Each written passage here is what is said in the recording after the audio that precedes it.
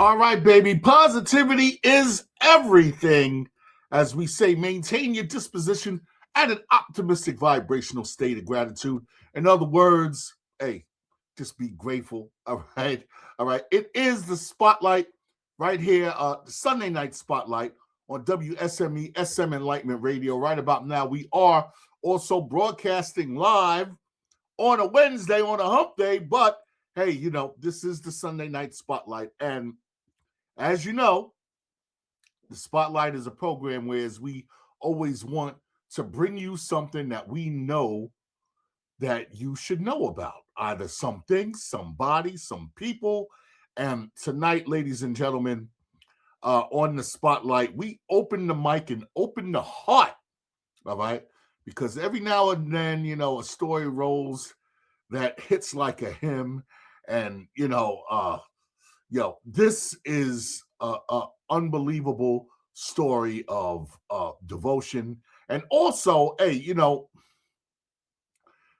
we have to really talk about, we're going to really cover a lot of different things that are happening out here. I got joining me virtually is Joanna Dunn, all right, a woman who, displays incredible loyalty, all right, and her husband, Amos Dunn, all right, who is actually incarcerated right now, but he's a poet, he's an author, an abolitionist, and, a man that has, actually transformed a wrongful conviction into righteous creation.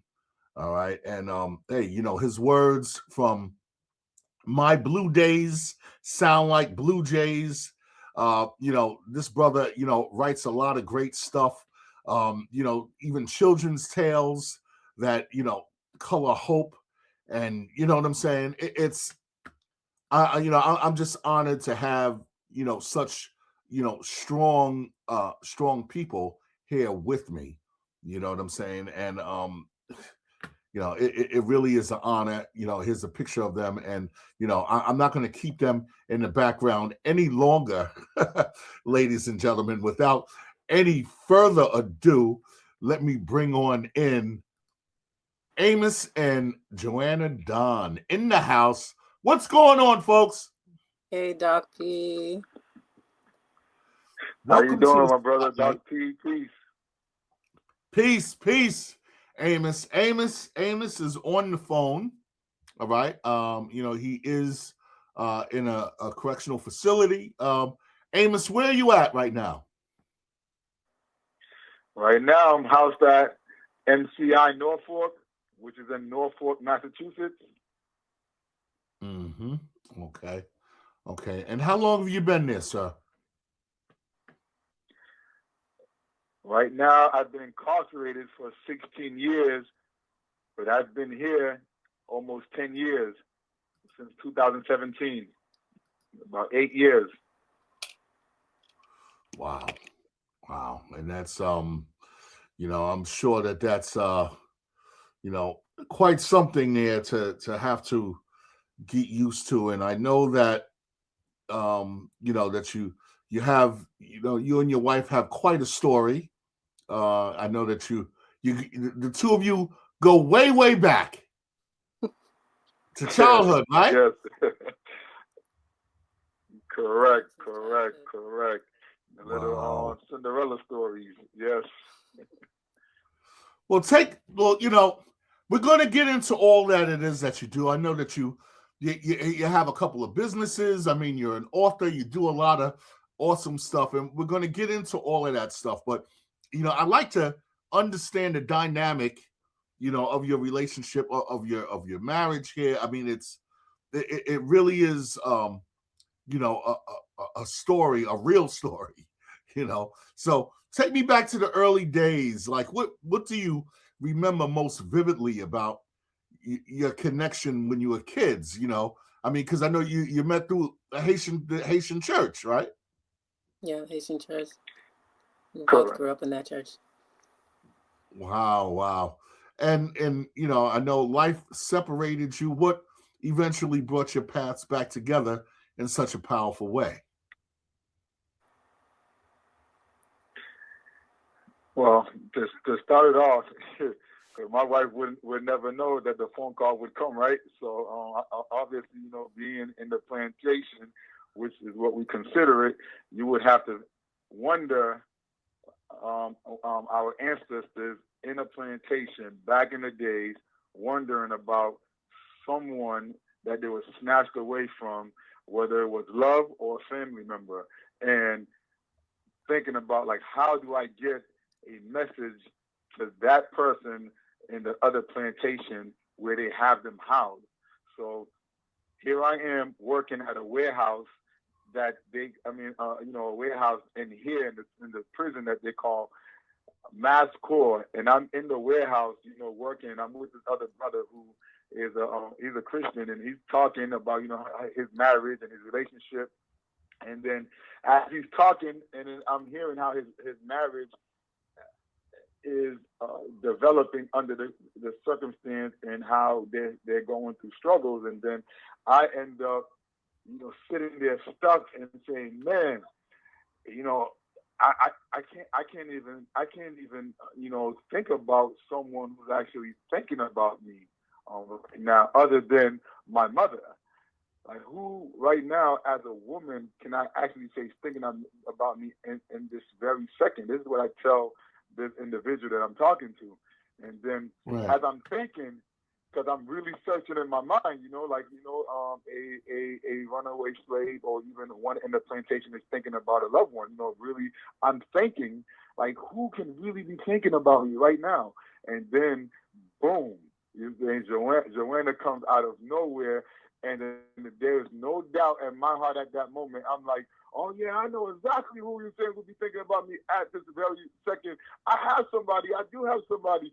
And that same day, I went back to the union after the hard days of labor in the plantation, and I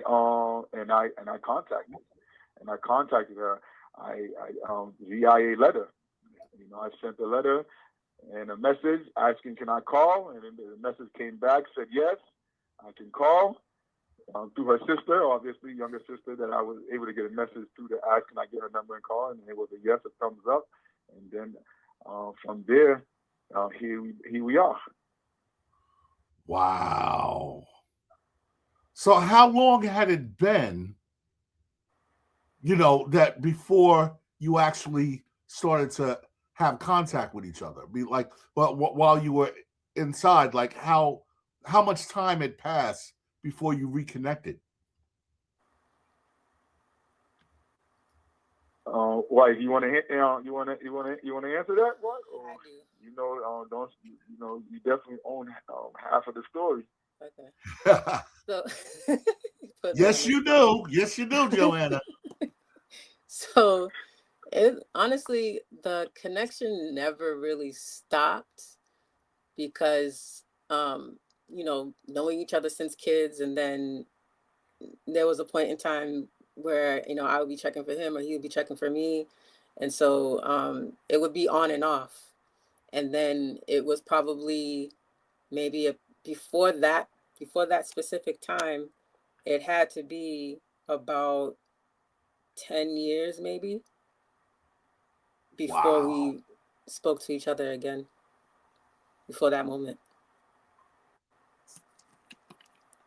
So, Oh, no. Exactly. So Yeah. you have a moment where we're raised in church together, and then at 14, I'm separated because I fall under the culture of delinquency and misguided principles, and then I fall into out of the church world and into the street life, and obviously she's still in the church world, and so that gap until I am about 18, I bump into her again at a Home Depot. We happen to be both working again. And in that moment, the energy's there. And then again, you see there's another pocket moment where we're bumping in the middle of the streets where she's driving now because, she's of age and she's out in the world. And then we're able to see each other on Warren Street and on Blue Hill. And then we stop, have little small communications in those moments.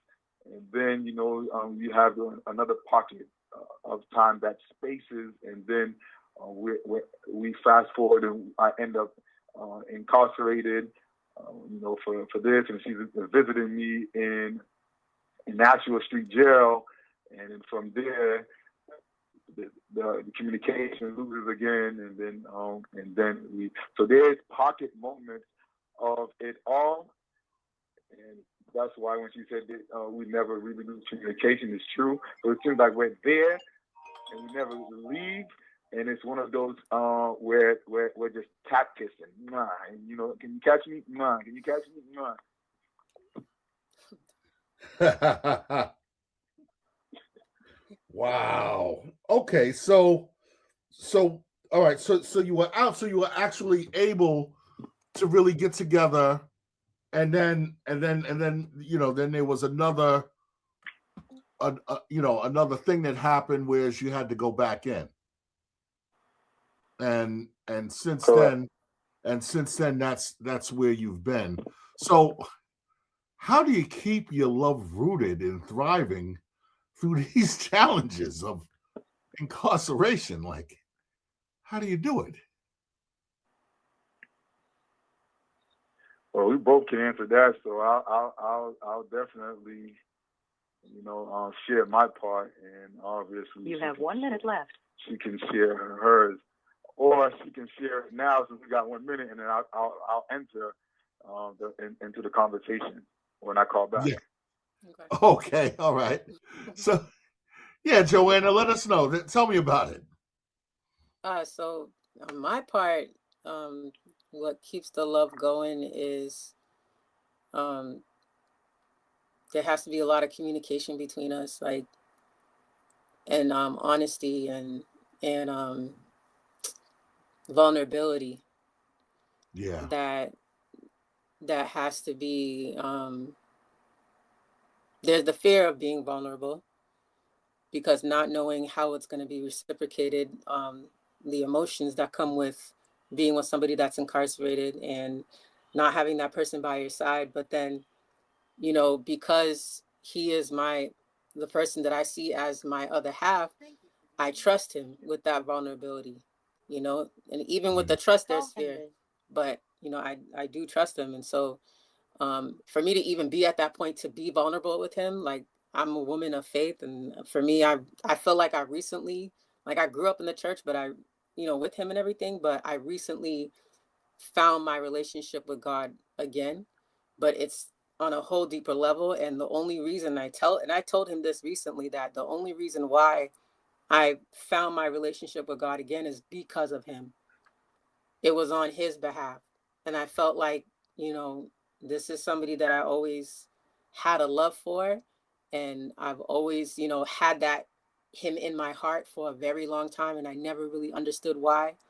But I come to realize that that love was for where we are now, because it took this type of love to be with, someone in that, type of situation, to try to be, on the long haul. And so my faith keeps me, and God keeps me grounded. There's times where I have concerns. I feel like, hold on a second, just trying to connect the call. Mm-hmm. There's times where I have concerns, and if it's between us, like, there are certain things that, I just go to God for, on my knees, prayed out, just, crying and everything. And the answers come through my husband. And he doesn't even know that, I went before God about certain things. But it really is my faith in God that keeps me grounded, especially with him. And it's never perfect, because I don't believe that any relationship is perfect. But I think the best relationships have their trials and tribulations. That's why the greats are the greats, because of Yeah. everything that they went to get up there. It takes work to get up to where you're trying to be in a relationship and success, whatever it is. Like, everything takes work. So, having God with me in every step helps me to stay grounded with my husband and to just continue to fight. Wow. So I mean, this is I mean, I know now. I know Amos is writing books, and I mean, the real book is your story. You know that, right? Oh yeah. I mean, that is a bestseller right there. I mean, the way that you've kept it together, and just the fact that you've been able to turn this adversity into art, activism, community service, Mhm. all of this type of stuff. And I mean, so I mean, as for Amos, is he back with us yet? Not yet. He's calling. He's gonna Okay. call back in just a little bit. Oh, there he is right now. One second. Let's see. Yeah.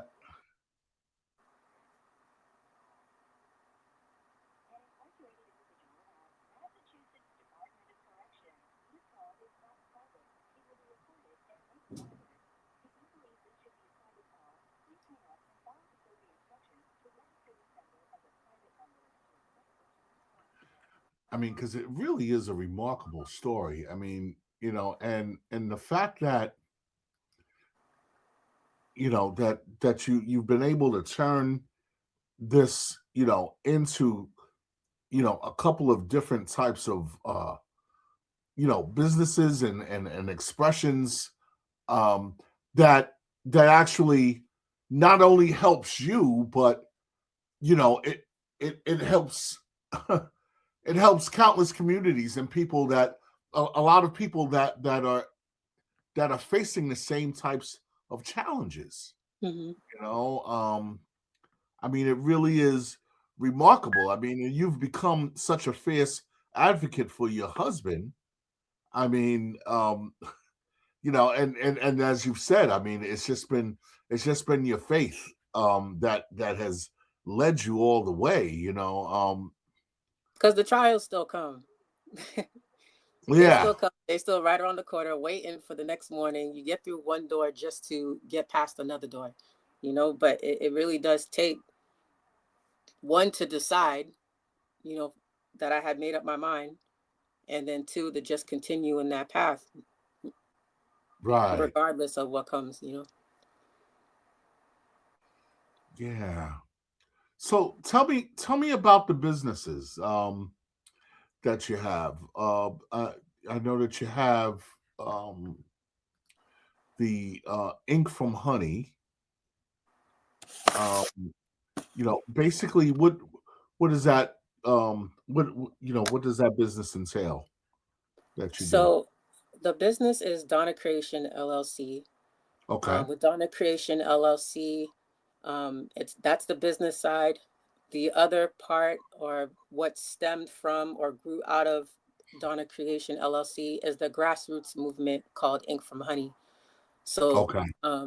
with Donna Creation LLC, we publish and vendor our own books. So currently, Amos has 6 books right now that you've mentioned, that Yeah. we've published. We self-publish on Amazon, and we vendor the books as well. We brought in them. Our first book ever that we published on Amazon and Barnes and Noble was My Blue Days Sound Like Blue Jays. Yeah. Yeah. Yeah. I And saw that. Yep. which My blue. that book, it was definitely it was not easy to publish that book. It wasn't even easy to start it, because we're publishing and we have no idea what we're doing. He has this grand idea, and he has all this, poetry and everything bursting out of him, and he's got all these different pieces of paper all over his whole entire room, notebooks on notebooks on notebooks, and I'm like, just put it in a book. Like, let's continue the work, because there were people in the past that he tried to connect with to help him to publish, but it just didn't happen. So then I said, you know what, like, let's do it. Let's try and figure it out. I have to give the credit to his older sister, Naomi, who he, you know, expressed to her what we're about to endeavor on. And then she kind of guided me because she had just recently, at that time, published her book. So she literally sat down with me I went to her house, we sat down, she gave me the A to B's, all the way down to Z, on how to self-publish on Amazon, which we ended up doing. And then we were able to go ahead and publish it. You know, I went ahead and with the prison, it wasn't, you know, because when I say that we go through one door just to enter, try to get through another door, because we published it, but then with the prisons, they don't make it easy for our incarcerated loved ones to get the books that they so proudly wrote. So, you know, when we published it, because for them, you know, they can't accept any packages that are considered third-party fulfillment, because they look at that as contraband. You know, a fulfillment is you know, fulfilling it. They don't know what may be entering into the package or whatnot. So then, you know, I had to go Right, ahead. but I mean, it's books, though. It's exactly. But, you know, for them, as long as there's a sticker on there that says third party fulfillment, they're not even going to touch it. They're just going to reject it. So then I, you know, figured out what exactly was the reason. And they don't make it easy to even explain to us why they're not accepting it. So finally, I got through to somebody. And then they said, well, you know what it is? It's just a sticker. So then I called Amazon. And after a couple different calls with people at Amazon, then they told me. And then I said, okay, well, you know, just don't put it on there. And this is his first book. He's incarcerated. For the love of God, send the man his book. So yeah. so they did. And they did it with just the Amazon package, because that's the only way they'll accept it. And then he was able to get his book. I sent him a couple copies so that he could share with a few folks inside, and then he was able to receive his first book. That is awesome. Better than 70%. I got him on the line now. Amos, you there? Yes. Well, yeah, I don't know. You could just say, if I'm to say sorry, but that's one of those moments right there. You know, if I may to answer, definitely trying to call about 7 to 11 times. I want you to consider those being like lashes. And you asked me, you say like, what holes they love like that?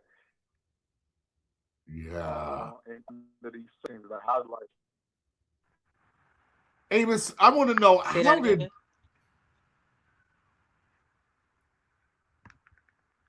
Amos, and then hold on, you went out a little bit. You went out after you explained lashes. You know, receiving these lashes, and you have to think about those slaves who used to get those lashes in front of their women when they used to get demasculated in front of their women,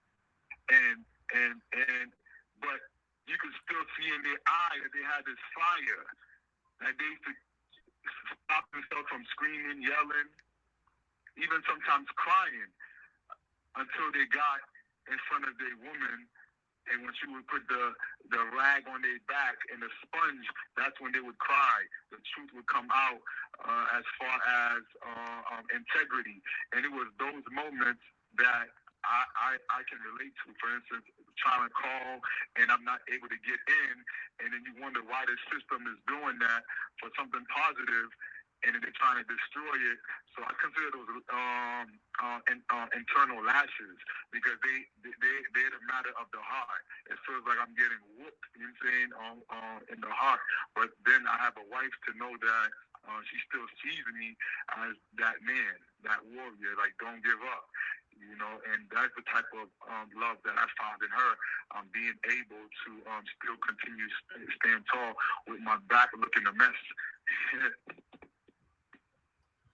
You know, the love that you're displaying, that the two of you have, I mean, is greater and stronger than a lot of people that that are both, you know, out here together, not having to deal with the challenges of incarceration. I mean, this is a true test to, to the real character of, of both involved. I mean, especially Joanna. I mean, but for Amos, I mean, how did, for all of the challenges and the pain and the adversity that you've been experiencing throughout your life, I mean, how are you able to turn this into art? Like, what role did the poetry like play in like reclaiming your identity or to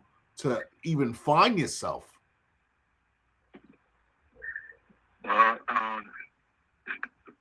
Freedom. Being ignorant, you really don't know what freedom really is until, and also education too, until you're put in the world of racism that's either structured or deliberate. Until you're really faced with it, you're really just living in a world in a bliss of ignorance. So that I was able to find my voice after my wrongful conviction. So saying that, I want you to just picture walking into a room. It's just not as easy as just saying I'm a poet, and it's you actually have to see picture me walking into a courtroom for sentencing, and then when I'm getting sentenced, you have a family out there that is just all white, and you're wondering where your family's at. It come to find out, the court officer didn't remind them equally as they did with the white family. So now here you're in front of a courtroom and you're facing a judge who has a verdict in, and then now when you have this verdict, you're hearing that you're guilty, and then you're hearing these hit sounds behind your back like yes, yes, and you still chilling there because you don't have the warmth of a family or even supporters. Now, rightfully so, the family who needs justice are celebrating rightfully, because to them, in their mind, this is the person that murdered my family. So right, so there is no beef with how they're feeling, but these emotions still also land on another human being. So now imagine leaving and then you feeling like you've been abandoned because now you're embarrassed to call your family to see why nobody showed up, because you're feeling like they might be embarrassed of you now. So you don't want to really find out the truth because you're kind of nervous. So now you go back to court the next day, and then when you enter to the courtroom, you see all your family there. And because they felt the same thing too, they called other family members and friends and loved ones to attend because they felt like they were robbed, and they organized themselves to appear just to show that they support me, because they already could understand, why is he not calling? They're asking themselves the same questions I'm challenging myself with. They're challenging themselves with their own set of questions. And they did something about it. I walk out in the courtroom, I see them, I'm shocked, I'm stunned. I thought I was going to be in front of another all-white family again, and it was going to be just me by myself. So at that moment, can you imagine you saying like the humanity I felt at that moment, and the support. Though it was a situation that was tough, so I waved at them. I smiled. I couldn't believe it. I just smiled and waved at them, and because I was surprised that they were there in shock. And now, if I fast forward, then you have I received a newspaper, and now when I'm reading this newspaper for sentencing date, you have this news reporter, journalist, who states that Amos appeared in sentencing upbeat and waving, and left it like that, and left it to individuals' imagination to think whatever they want to think. And however, I come from a situation of internalizing things, so to me, the picture that popped up in my head is a monster. Who would do something like that? So I even questioned myself, like, I wouldn't do nothing like that. I didn't do that. And it's Right. not what it's not what she said I did. It's what she didn't say I did. Like, she didn't add that waving and smiling to my family. She purposely took them out of the picture and made me appear however anybody's imagination wants. So now that is the art of writing. And if you come to find out, this person is a MSN alumni who is graduated with a degree for writing, literature, and publishing. And won all kinds of awards, and is also especially known for examining racism in the judicial system. I mean, investigating police and prosecutors, their job to see how individuals like myself end up locked up in our society. And here you have this very person went against their own creed and their integrity, and went and chose to be biased in that situation. So now, when I get to the federal prison, the only thing I'm thinking about is, why would someone do that? You know, I'm asking myself that question, venting, and then, you know, I have a cellmate who was a Muslim, and then all he did was just hear me venting, and I'm pacing back and forth, and then I jump on top of my bunk because I eventually tired myself off, and then he states to me, when I wake up later, he passes me a paper and says, I'm here. And I said, what is that? And then I read it, and I can't believe everything that I vented about how this person attacked my smile, how this person dehumanized me, how this person made me look like an animal, et cetera, et cetera. And then he said it was a poem. So here you are. I just got sentenced, and then I'm in my mid-20s, and someone is now in my life teaching me what a poem is. Can you imagine? I mean, the word poem, the fact that I didn't even know that word existed. In my mid-20s, I'm learning someone just put my feelings and my emotions on a piece of paper, and they called it poems. And that's when I found my voice. From there, I just continued, using the guy's foundation and his way of writing until I end up stepping out of his form of writing into mine. From the merge of his, I found my own voice with a little bit of his also, and I end up finding my activism voice in it. Wow. Wow, that is. Huh. So you had never written a poem before you were there, incarcerated? Never wrote a poem and never heard a poem. Never. That wasn't in the conversation of where the circle, the culture that I was living. Poem? Nah, Yeah, so you didn't even know you had it in you. You didn't even know you had. So it took you to be incarcerated to get in touch with a vital part of who you are. Correct. Wow.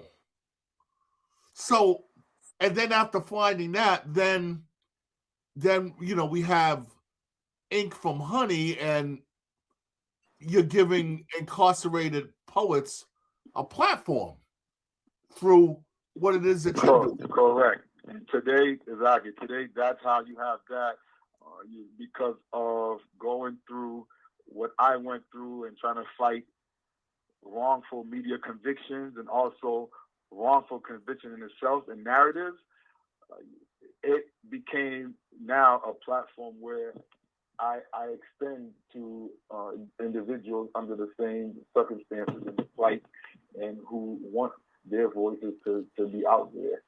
And today, this is where you have, our First Lady, part of Ink from Honey, Lee, and other individuals in here, just ICLR, and so many others who participate on the male side. Wow. Yeah, Wow. Luke Nelly actually just did her first poem because she joined us recently, but she did her first poem at the Harriet Tubman Project Okay. organization, and they did their it was a um, event that was on October 30th that they did. I don't know if you've heard of um, Allah Fuquan, who was released recently. And so, that was his first event there live because he was also there along with my husband at MCI Norfolk, and he was in for 28 years. So it was definitely a blessing for them to give that highlight for Ink from Honey. I remember talking with Jackie, who's also the co-founder of the Harriet Tubman Project, and she said, "I want to give Ink from Honey a highlight, for that so that we can use their platform for these poets to stand and speak their voice." So we definitely appreciate them for everything that they do, and even with her, helping me figure things out, as far as how to put up posts and how to put things together and just how to be organized, how to really be there for my husband and represent him the best way that I can in my own way. So I definitely had to give that shout out to her because I appreciate that. Yeah, definitely shout out to her. I mean, I just want everyone to know that, I mean, this is the Sunday night spotlight.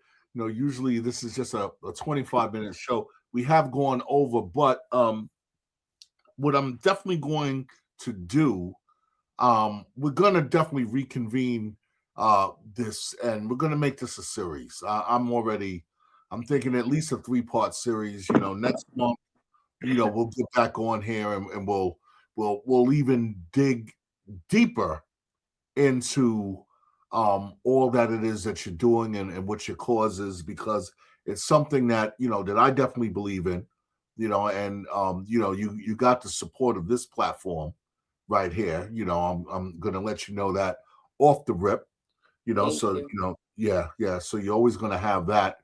um how can Thank you. people support your cause? One of the main things that people can do is we work alongside HTP, which is Harriet Tubman Project, and they definitely specialize and are experts on the criminal justice system, and that organization is pretty much contacting them and becoming part of that, organization will actually support myself and Ink from Honey, and also individuals like Luke Nelly and the Michael Barrows, who have wrongful convictions, where being in collaboration and working together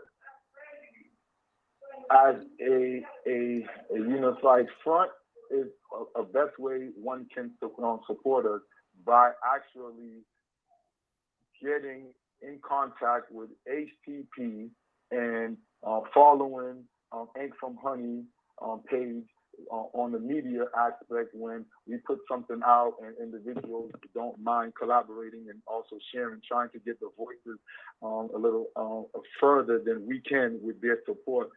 And on the legal aspect, contact HTP, Harriet Tubman Project, on behalf of individuals from Ink from Honey, asking like how can they help, and they're the ones who are our legal experts out there that can actually, if there's any individual listening, tuning in, that wants to help on the legal aspect, as far as if you're asking me how, and that right there would be the most effective way.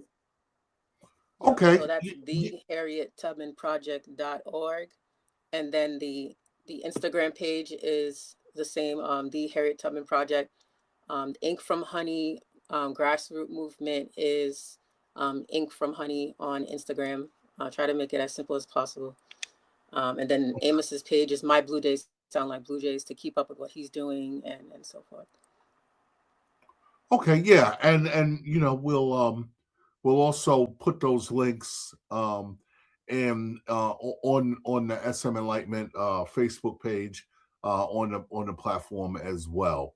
All right, so Joanna and Amos, Dawn of Creation, Honey.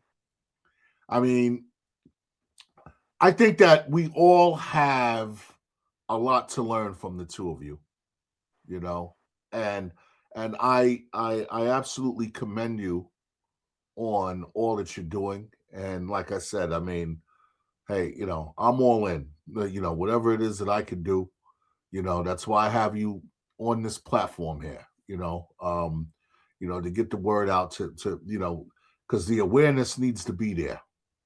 Right. You know, and and Amos, you know, we don't have the time on this broadcast, but when we reconvene next month, 1 minute left. I want to start it off with one of your poems, with one of your pieces. All right, do we got a deal, brother? Okay, perfect. Absolutely.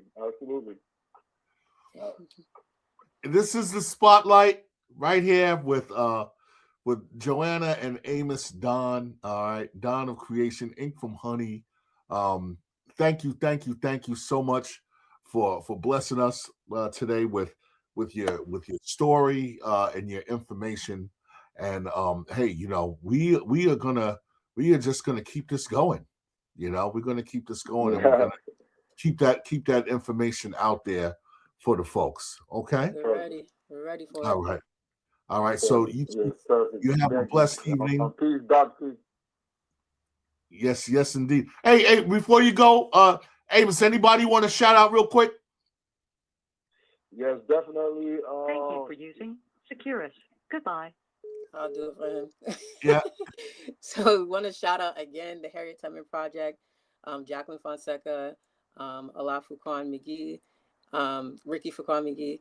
And we want to shout out all of our loved ones. Today's his sister's birthday, Rachel Dawn. So we definitely want to shout out for her. All right.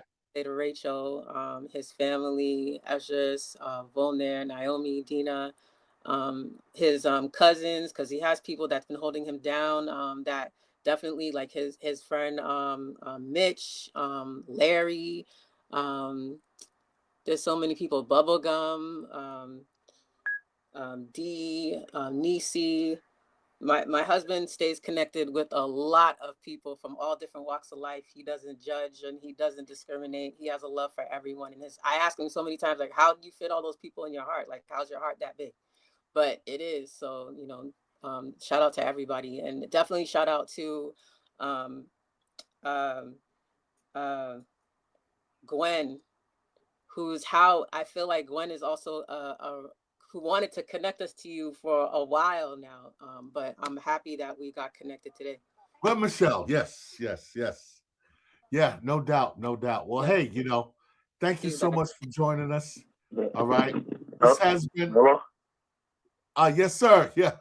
So we're closing out, but yeah, I was thanking you for being with us. I had you know, Joanna, she gave us all of the shout outs. You know, and yes. You know, and then 4 weeks. Well, if there was one shout out that I can give right now, it would definitely be. I definitely want to shout out the Haitian soccer team for making it to the World Cup, and you know, all right. Hopefully, you're saying some peace can happen with the W that's happening. I mean, with the W. If they make it all the way, that can bring some peace to the black nation. So nice, and you know, you have a lot of comments in here. You know, you have Sherry Lee checking in, Jeralis Miranda checking in, saying a lot of stuff. Earl Stephen, you know, checking in, you know, saying that's free the Don. president of the African American Coalition Committee at MCI Norfolk. Nice. Well, please. And I have a message here from the HTP. Says our goal is to get these incredible minds out of prison. They deserve their freedom, of course. Mm-hmm. And I definitely agree with that. So I want to thank you both for joining me today on tonight's Spotlight. This has been streaming live on this Wednesday, December 10th, is it? But we're going to be rebroadcasting this on SM Enlightenment Radio, smenlightenmentmedia.com, and stay in touch with the SM Enlightenment Radio Facebook page, because that's also a place where you will also see clips of this conversation and from the conversations that we're going to have in the future, because we're definitely going to be doing a series with Amos and Joanna. All right. So once again, thank you so much, folks. All right. Peace and blessings. And I'm just wishing you all the best, and hey, the two of you give a lot of us hope. And the least that we can do is return the favor, give you some hope back. So Peace, thank you. Thank you so much. Peace. All right. All right, folks. This has been the Spotlight right here on WSME SM Enlightenment Radio, where, as we say, positivity is everything. Blessings.